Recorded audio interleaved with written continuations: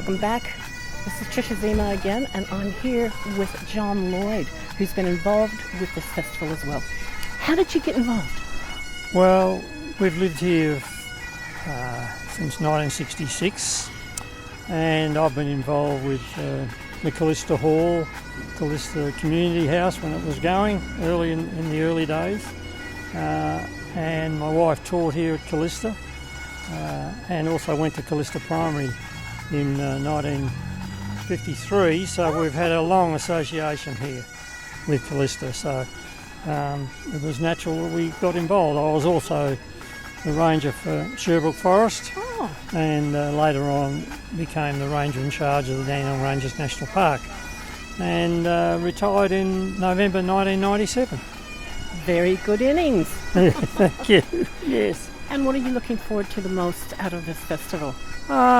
Just perhaps a celebration of all the volunteer groups, including the committee that's done a wonderful job setting it all up.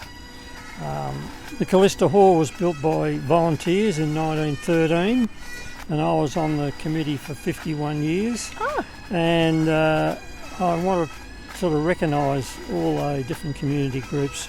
The Friends groups, because I had a lot to do with Friends groups in Sherbrooke Forest and Sassafras Creek and other areas, and always tried to support them.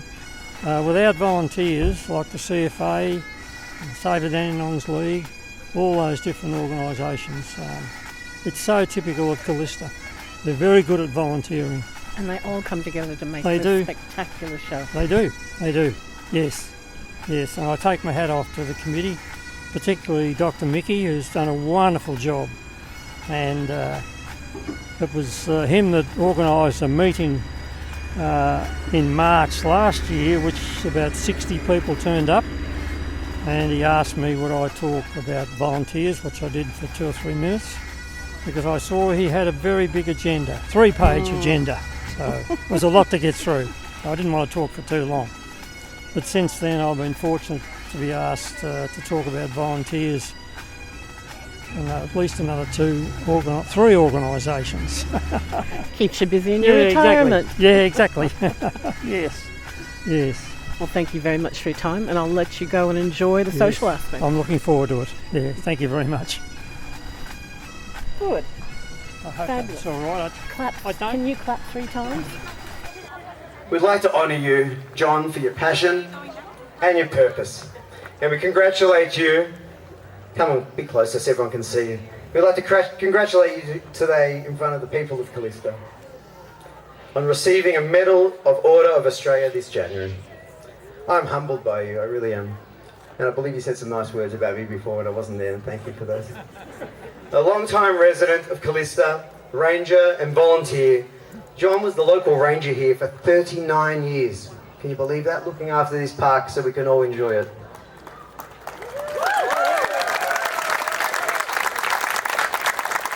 John's been involved in more volunteerism than all the groups that I just thanked, actually. He's been across it all.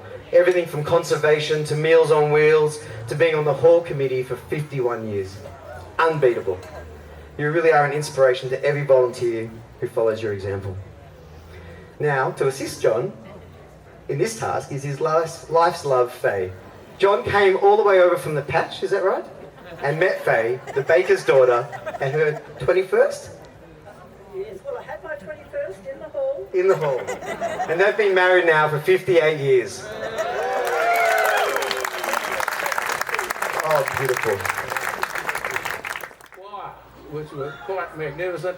Anyway, without any further ado, I will cut the ribbon. Hopefully it works.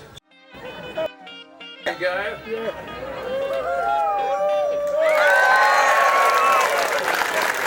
Welcome back. We're with another talent at the 100th celebration. I'm here with Amir, and they're having a massive book launch today. Welcome. Thank you very much. Now, tell me about your book. Yes, so when Dr. Miki came up with this idea of celebrating the 100 years, we as a local historical society thought it was a very good opportunity to maybe put out a publication to commemorate the event and commemorate the last 100 or 125 years or so of the area.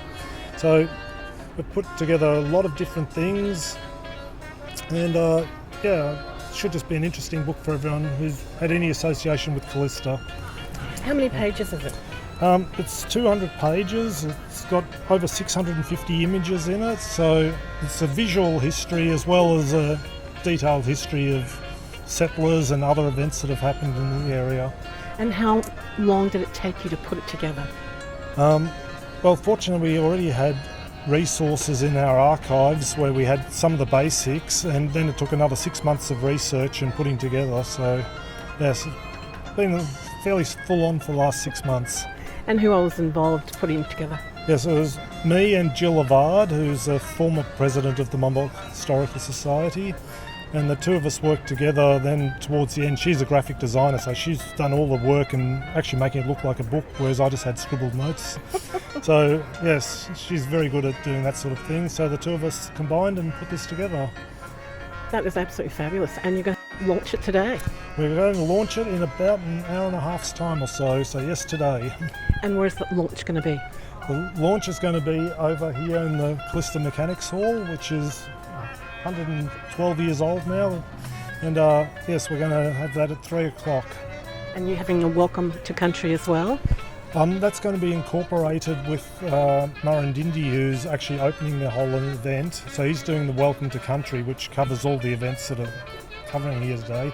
But Indigenous history is very important as well, and we start off with a bit of Indigenous history in here. We don't have a lot of precise history, particularly about Kallista, because the Kulin Nation ran across this area, and the Wurundjeri and the Bunurong both came across this land, but they moved through it, and they had moved away by the time the settlers came along, so we don't have a lot of interaction type history recorded. So we only have the few little limited bits from further down, but yes, Indigenous history is very important. Fabulous.